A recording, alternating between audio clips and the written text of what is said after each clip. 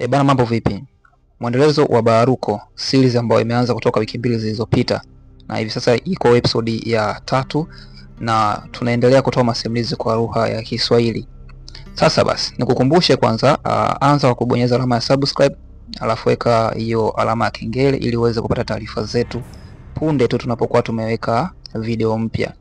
Na katika channel yetu tunaweka masimulizi ya sauti katika movies za kibongo kwa series za bongo, lakini pia kwenye series za Kinigeria.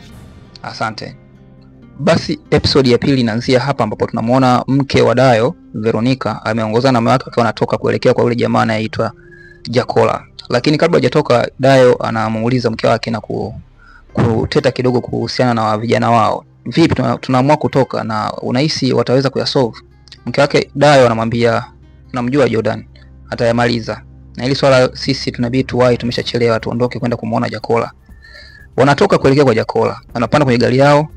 Safari ilikuwa ni ndefu.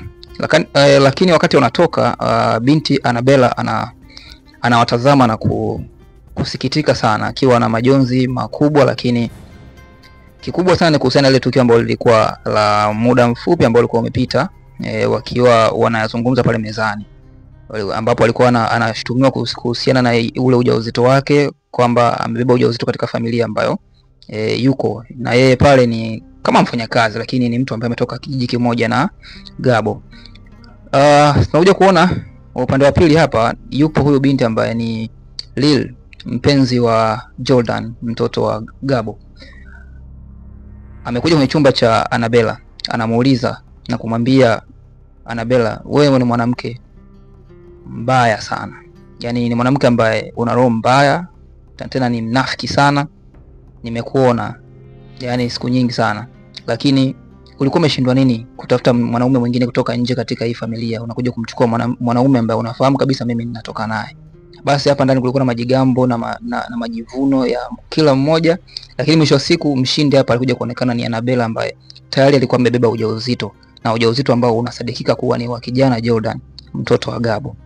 Tutakuja kujua mbele kama kweli ujauzito ni wa Gabo ama ni wa mtoto wake Jordan, ambapo tumeona kuna kila dalili inaonekana baba mwenye nyumba huenda akawa huo ujauzito ni wa kwake. Lakini tunavyoendelea kutazama episode zinazofuata tutakuja kujua ukweli mzima. Lakini katika episode hii, na kuna hii scene hapa, tunakuja kumuona Jordan yuko anaongea na baba yake, lakini kwenye haya maongezi ni kama kumbukumbu ya yale ambayo waliwahi kuyateta na baba yake. Waliyaongea walipokuwa katika meza ya mazungumzo, na babake alimwambia yule aliyebebwa kwenye tumbo la Annabella ni mdogo wako, ilinde heshima baba yako, mvalishe nguo baba yako. Kuna wakati utakuja na utawadia, utakuja kuyajua haya ninayozungumza hii leo. Kwa hiyo jitahidi sana uweze kuilinda heshima baba yako. Kumbukumbu inatoweka, na baada hapo tunakuja kuona scene ambayo yupo huyu binti ambaye anaitwa Lil, mpenzi wake na Jordan. Sawa.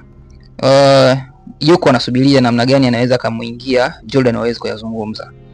Baada ya muda mfupi, kumbukumbu ya Jordan ilivyotoweka, alikuja katika eneo hili na kuja kuzungumza na huyu mpenzi wake ambaye ni Lil.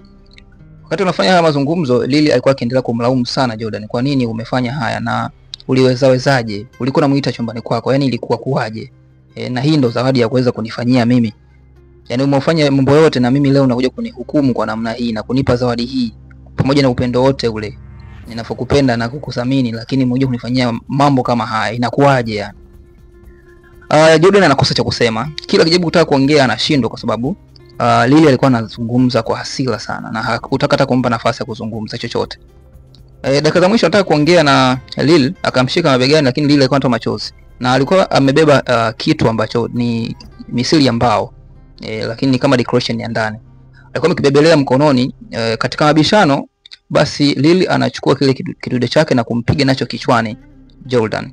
Alivyompiga nacho kichwani, baadaye ndo anakuja kuanza kujutia kwa nini amefanya vile. Na hapa ndipo unakuwa mwisho wa episode ya 3. Tunasubiria kuona episode ya 4 itakuja na mambo gani katika Baharuko. Na kama uko hapa na umeisikiliza vizuri simulizi kwa sauti ya Kiswahili kuhusiana na Baharuko, basi hakikisha una subscribe channel hii na uweke comment yako, weka like, na utakuwa umetisha kinoma noma. Asante.